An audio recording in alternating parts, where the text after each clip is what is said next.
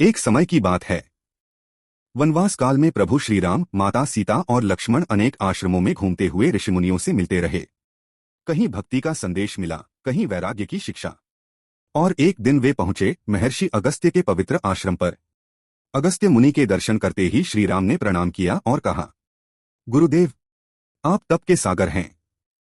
कृपया बताइए, मैं क्या करूं कि राक्षसों का संहार कर सकूं? मुझे वह दिव्य मंत्र दीजिए जिससे मैं इस अधर्म का अंत कर सकूं। मुनि मुस्कराए, बोले, हे रघुनंदन, आप सर्वज्ञ, सर्वशक्तिमान और सर्वव्यापक हैं। जिनसे सारा संसार दिशा पूछता है, वे मुझसे दिशा पूछ रहे हैं। मैं तो तुच्छ हूं प्रभु, मेरी बिसाथी क्या? फिर भी आप मुझसे पूछ रहे हैं, इसका कोई गूढ़ कारण अवश्य होगा। मुनि ने आगे कहा, हे राम, आपकी माया विशाल है। जैसे गूलर का वृक्ष होता है, उसकी हर डाल, हर जड़, हर कोने में फल लगे होते हैं, वैसे ही आपकी माया अनगिनत ब्रह्मांडों से भरी है। हर फल एक एक ब्रह्मांड है और हर ब्रह्मांड के भीतर जड़चेतन जीव बसे हैं।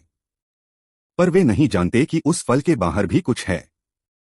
उसी तरह हम सब आपकी माया में बंधे हैं।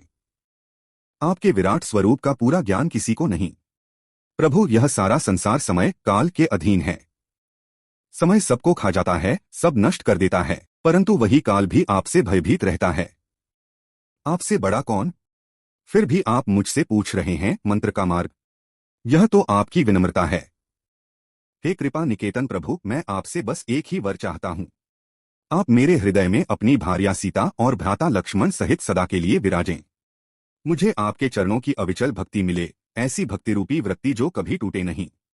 आपके चरण कमलों से मेरा मन कभी दूर न जाए।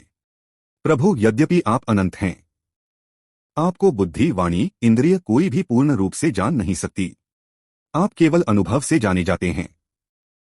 फिर भी मैं जानता हूं, आप अपने भक्तों को हमेशा श्रेय देते हैं, संतों को बढ़ाई देते हैं। आपका स्वभाव ही है संत दास बढ़ाई देव।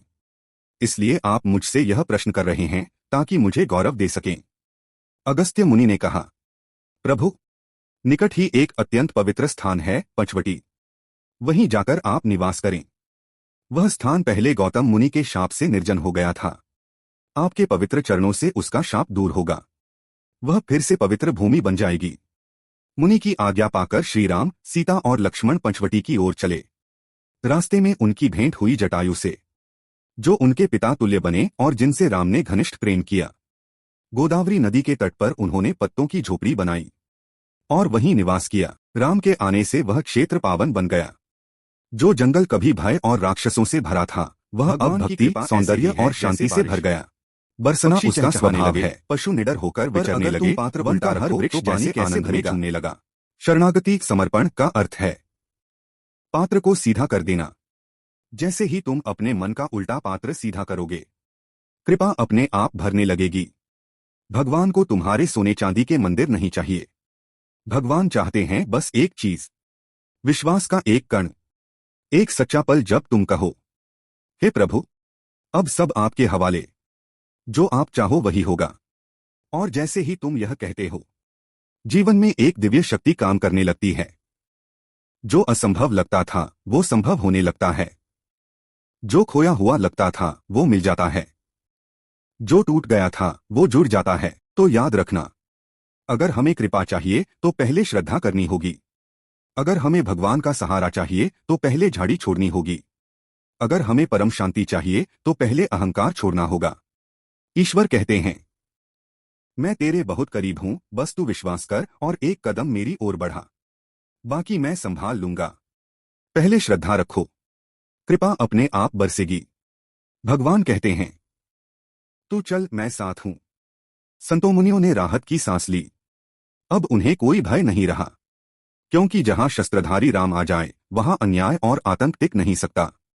महर्षि अगस्त्य ने श्री राम को जो मंत्र दिया वह किसी शब्द या युद्ध का मंत्र नहीं था।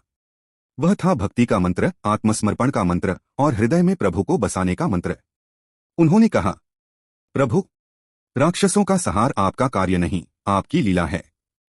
और वह लीला तभी सफल होती है जब उसमें भक्तों को भी यश मिलता है। इसीलिए राम ने अगस्त्य मुनि से पूछा और अगस्त्य ने कहा, हे रघुनाथ, अब आप पंचवटी जाइए। वहीं से आपकी लीला का नया अध्याय प्रारंभ होगा। प्रभु कभी किसी से इसलिए नहीं पूछते कि उन्हें कुछ ज्ञात नहीं। वे पूछते हैं ताकि उस ऋषि, संत या भक्त को महिमा और श्रेय मिल सके। गूलर वृक्ष का दृष्टांत यह बताता है कि हम सभी माया के एक एक फल में बंद हैं और बाहर का विराट सत्य नहीं देख पाते। पंचवटी वही स्थान है जहां से राम की राक्षसों के विरुद्ध धर्म यात्रा शुरू होती है। यह प्रसंग सिखाता है कि भक्ति ही सबसे बड़ा मंत्र है और विनम्रता ही ईश्वर का पहला चरण है।